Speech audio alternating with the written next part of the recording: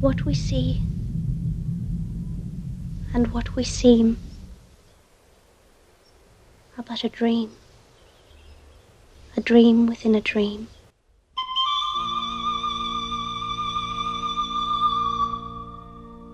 Se dice que en el cine una buena película debe contar con un buen guión, una historia sólida que mantenga la atención del espectador.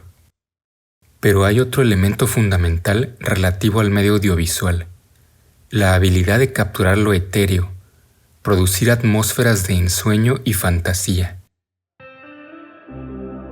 Una de las mejores cintas en captar esta hipnótica sensación es Picnic at Hanging Rock, película australiana dirigida por Peter Weir en 1975. All that we see or seem is but a dream within a dream. El poema de Poe medita sobre la transitoriedad de la vida y la ilusión de la percepción. Sugiere que la realidad y los sueños están entrelazados y que nuestra comprensión de lo que es real puede ser tan efímera y difícil de sostener como los granos de arena. Tanto el poema como la película captan la melancolía y la desesperación que acompañan a estas reflexiones filosóficas.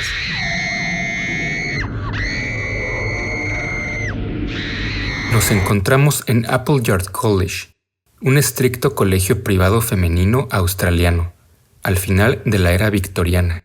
En pleno verano austral, un sábado, día de San Valentín del año 1900, las alumnas y varias profesoras deciden hacer un picnic en uno de los lugares más bellos de la zona, una mística formación rocosa junto a un impresionante acantilado.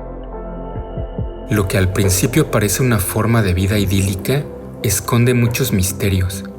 La fragilidad del falso paraíso se hace evidente cuando 3 de las alumnas y una maestra desaparecen durante el paseo y nunca más serán vistas, excepto una de ellas, que más tarde reaparece sin recordar nada de lo sucedido. Este enigmático cuento pastoral está plagado de sutiles sugerencias y simbolismos. Stopped at 12. Never stopped before. Must be something magnetic. El guión se adaptó a la perfección a partir de la novela del mismo nombre de la autora Joanne Lindsay, quien sugiere al inicio del libro que la historia podría estar basada en hechos reales. But I can only say that for me, fact and fiction are so closely allied. Some of it really happened and some of it didn't. But I don't wish to spoil the mystery. It was written as a mystery and it remains a mystery, and I'm very sorry. A partir del engañoso pero simple misterio de la desaparición, se revelan una serie de tentadores temas, tanto prácticos como metafísicos, y de los cuales se pueden leer distintas interpretaciones, no solo de la tragedia misma, sino de las repercusiones que van escalando irrevocablemente a través de todos los individuos a su alrededor. El director establece una atmósfera difusa de paradojas desde el principio y nos va guiando por su puesta en escena, que en efecto es un sueño lúcido hasta la imagen de su personaje más etéreo, Miranda, despertando de un sueño. Se palpa de inmediato un contraste entre la rigidez y formalidad de un sistema educativo represivo, de una era victoriana del colonialismo británico, y por otro lado, la naturaleza que confiere la libertad y lo sobrenatural. Miranda representa al espíritu libre dentro de la sociedad. Su belleza y bondad es admirada por todos a su alrededor. Sus crípticos diálogos sugieren una conexión con lo intangible. You must learn to love someone else apart from me. Sarah, I won't be here much longer. En una escena durante el paseo, la maestra nombra a Miranda como un ángel de Botticelli. Now I know. What do you know? I know that Miranda is a Botticelli angel. En la obra del pintor renacentista se narra el nacimiento de una diosa, Venus o Afrodita, diosa que representa el amor puro y espiritual. El cuadro también simboliza la contraposición luz-oscuridad, la dicotomía entre materia y espíritu. En la parte izquierda del cuadro, la luz corresponde al alba. Céfiro era hijo de Aurora, la diosa del amanecer, mientras que en la parte derecha, más oscura, se sitúa la tierra y el bosque, como elementos metafóricos de la materia. Venus se encuentra en el centro, entre el día y la noche, entre el mar y la tierra, entre lo divino y lo humano. La inquietante escena donde las 3 alumnas se apartan del grupo para explorar el territorio y llegan a las simbólicas columnas de piedra, se esboza como una cita con el destino. Everything begins and ends at exactly the right time and place. Look.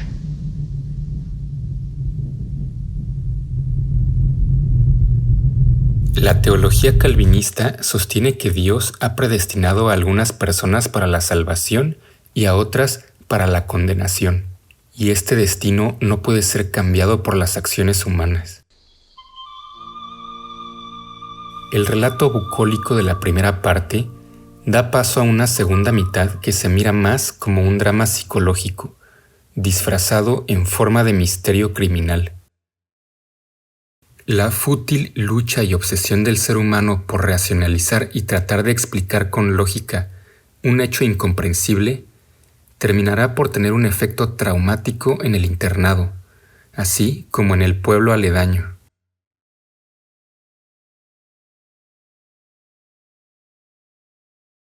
La culpabilidad, la justificación del orden y la represión, la ambigüedad moral y los deseos reprimidos aflorarán en este pequeño microcosmos enormemente influenciado por el puritanismo victoriano. Según la teoría psicoanalítica de Freud, la sublimación erótica es un mecanismo de defensa, un proceso psicológico mediante el cual los impulsos instintivos y las energías libidinales son transformados en actividades y logros, socialmente aceptables y valorados como lo sería justamente el arte. La película ha sido comparada con una importante cinta que le antecede, La aventura de Michelangelo Antonioni, un filme acerca de un grupo de burgueses en un viaje en yate por las islas volcánicas del Mediterráneo. La esposa de un hombre desaparece misteriosamente, pero al igual que en Picnic at Hanging Rock, lo interesante es lo que acontece a quienes están alrededor.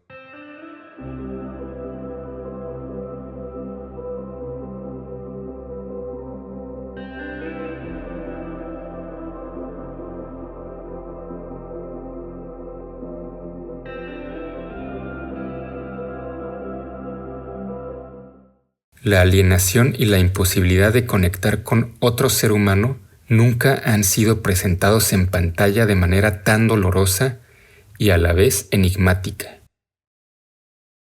Otra película que le prosigue y está claramente influenciada por la cinta de Weir es el debut de la directora Sofía Coppola, la fascinación de unos jóvenes por las misteriosas y condenadas hermanas Lisbon, en los nostálgicos suburbios de Detroit en los años 70. Ambas cintas quedan ancladas por su similar estética visual y por el estudio introspectivo de una adolescencia femenina trágica y hermética. Soy la mujer adornada. La naturaleza está presente pero cautiva. Simplemente, dado que en la mujer la libertad es abstracta y vacía, solo se puede asumir auténticamente en la rebeldía. Es el único camino que se abre a los que no tienen la posibilidad de construir nada. Tienen que vencer los límites de su situación y tratar de abrirse los caminos del futuro. La resignación solo es una capitulación y una huida. Para la mujer no hay más salida que trabajar por su liberación. Picnic at Hanging Rock es un filme conciso que en sus 107 minutos aborda temas relacionados con el existencialismo, el despertar sexual, la pérdida, la muerte o el idealismo romántico. Recientemente, el director australiano anunció su retiro del cine. A sus 79 años, su última película se estrenó en el año 2010. Su filmografía es relativamente corta, pero de calidad, con un paso por Hollywood que le dejó sus filmes más reconocidos, El Club de los Poetas Muertos y El Show de Truman. Espero tengan oportunidad de ver esta película, y si ya la vieron, déjenme sus comentarios y opiniones, y ya nos estaremos viendo en el próximo video.